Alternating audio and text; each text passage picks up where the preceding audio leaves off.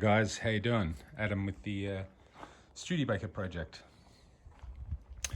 What's happened recently? I've spent a fair bit of time finishing the paintwork.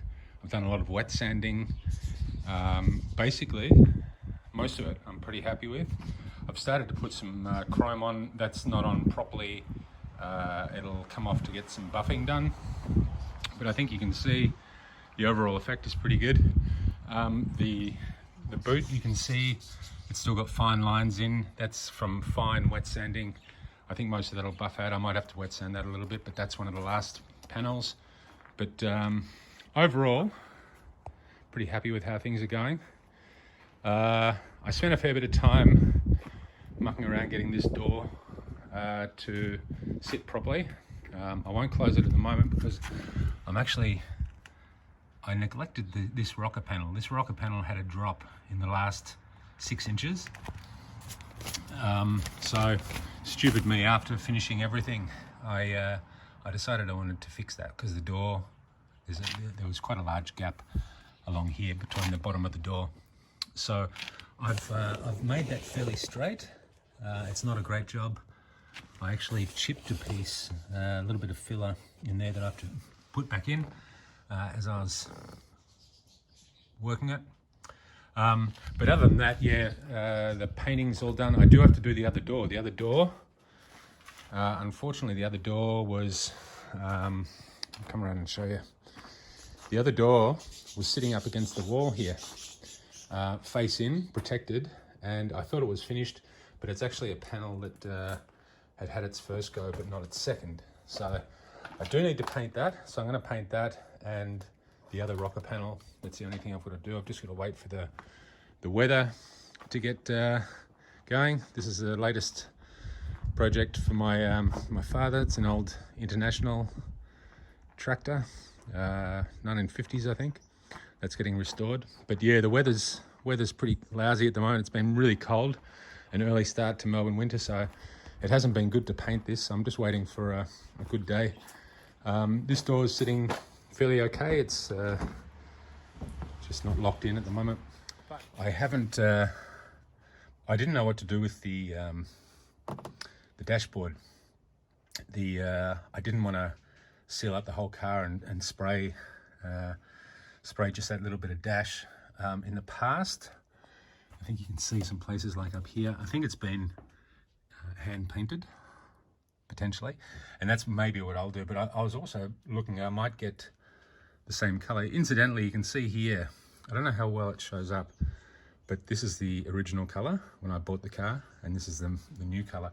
So it's sort of in the same palette. This is a little bit brighter and a little bit warmer, but it's also possible that when this originally went on, maybe 25 years ago or something, it's quite possible that it looked more like this. But what I was thinking about, I might be able to get a pressure can of this paint, but in acrylic, and just do that a little bit. But even to use a brush and a small roller, that might be the best thing to do. So I've started to give it a little bit of sand. So yeah, that's what's happening. It's been pretty slow. Incidentally, too, recently is the 12-month anniversary from when I started. So, as I've told you before, I've sort of only been doing a day a week. There's weeks I recently went away for a couple of weeks. Didn't get to work on it then, obviously.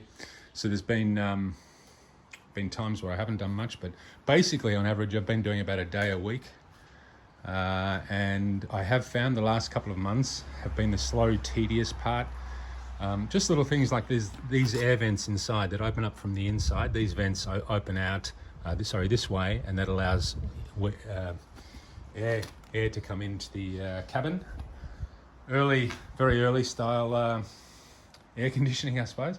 I spent a whole day just doing those, putting the channels on the inside, fitting them properly. I've spent I think I showed in another video, this panel was always sticking out, and I had great trouble trying to get it back in. When I did I welded a patch in all the way along here, and I did get it in a bit more, but it was still sticking out. And I spent another like half a day mucking around with it, and I basically got it in line. It's still sticking out a very fraction, but it's almost in line with the rocker. So I'm much happier with that. When the door's closed, this door fit is pretty good. I won't close it at the moment because of that little part down there. But yeah, I've been doing other things. I've polished up a little bit some of the bare metal. This is the other thing I've been working on, is doing the door cards for the interior. I've just finished this one, and I'm pretty happy how it came up. The old brown vinyl on the inside was looking a bit shabby, but the actual vinyl itself was in good condition. So after a bit of pondering, I decided to paint it. The seats have also been painted this color. I also used, it's a lacquer paint for vinyl and also for carpets. So I decided to also paint this. This is a slightly different color, and I didn't give it a heavy coat, but I think you'll see I think it's come up pretty well. And again, the color that this was, the carpet panel at the bottom, didn't look so good. It was a tiny little bit of a reddy brown color. So this has brought it back to sort of a beige color. You could see the reddy brown particularly on the edges there. Now it's come up, it looks better. The other problem was with this chrome strip. You'll see here's the other side here, and it has these clips here, and these things here are so fragile that they just break up. They're only made to be bent once. They're meant to go through little slits down in here and then open up and hold them on. But as anyone who's done this stuff before realizes, I suppose these type of clips aren't made to be used. So you can see that one's broken off. So I wasn't sure how to attach that. What I did is I slid these out. To slide these out, I had to just cut the very end off. There's a little lip there, so that these could just be slid out. And I took the tabs off, these little tabs I took off, and I simply put a screw through there, in behind here. So there's one at the end, and there's two in the middle, and then one at the other end. And I just used a screw through that hole to hold the, what do you call this, the holder, the bracket, the whatever, hold that in position, and then I just slid this over. So it's sitting really, really nicely. It looks good. Of course, it needs a polish. You can see the end here. This is the inside, like where the door jamb is. You won't see this, but I had to cut the end of it off there so I could slide it on and off. But it's sitting really well. It's come up really nice. It's given me a little bit of inspiration again for moving forward to finish the rest of it. You can see the old door card here. It was completely, I don't know if you can see all the ripples. A lot of damp and moisture had got into it, and it's amazing to think it was sitting so well. So yeah, I used MDF, and I gave it a good coat with some enamel paint just to seal it, or a primer, enamel primer to seal it, to protect it a little bit from the moisture. But I believe it'll do well. So yeah, the interior is moving along. At long last, the engine has been put together.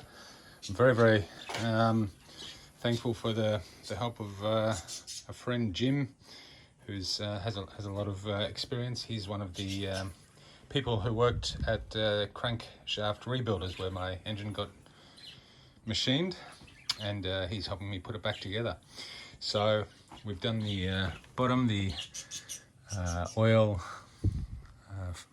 filter, oil pump rather, is attached at the bottom. Obviously the crank and the cam is in. We put the heads on today, and the heads were rebuilt, new springs, new valves, all seated, and everything looking pretty good. The timing cover, I suppose, is attached but not properly. We just had to get, there's a couple of different things on this block when it was built. There was a couple of different things that weren't original. This is part of the bracket that holds on the alternator that joins onto here, and on the exhaust manifold, the end of the exhaust manifold here, when this sits up here, here, that also is part of the bracket that holds on the bracket for the alternator. So there's a couple of things I have to do. These aren't actually torqued down at the moment. I'm just going to work out exactly where things go, because there was a couple of different bolts. So this bolt here is the one that the stud sticks out, so that it's used for carrying the bracket. It's a little bit the same on the other side, but yeah, really happy to see it progressing now, the engine. And I'm just in the middle. I'll show you out here. I've set up a very basic system using a battery charger for electrolysis, and this is the valley cover, which is chrome plated, but the chrome was failing. The chrome was fairly deteriorated. So anode and cathode, got a big chunk of steel, and I'm just using the battery charger. And you can see there's a lot of activity around. So I've seen this, I've seen a few people, particularly on YouTube videos, do this. I have no experience doing it myself, but I thought I'd give it a go. It's going to get stripped anyway, and I'm looking at painting the rocker covers and the valley cover. I was contemplating getting them re-chromed, but yeah, I think I'm going to go with painting it, and what colour will be a surprise. But anyway, progress in the engine, and it's all looking good. Thanks for checking in.